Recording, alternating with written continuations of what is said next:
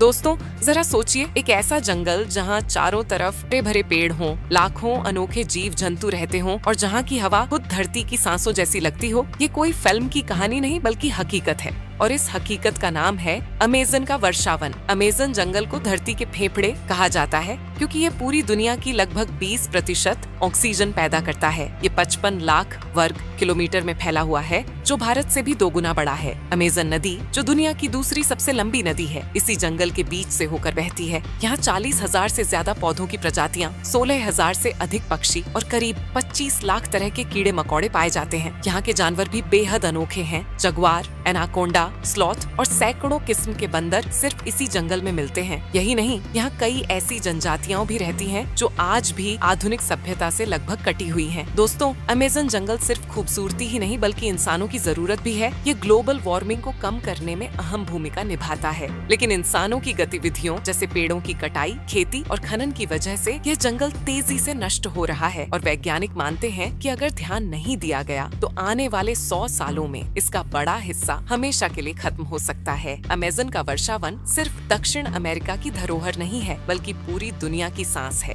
और अगर इसे बचाया नहीं गया तो धरती का संतुलन बिगड़ जाएगा। इसलिए अगली बार जब आप गहरी सांस लें तो याद रखिए कि उसमें अमेज़न जंगल का भी हिस्सा है।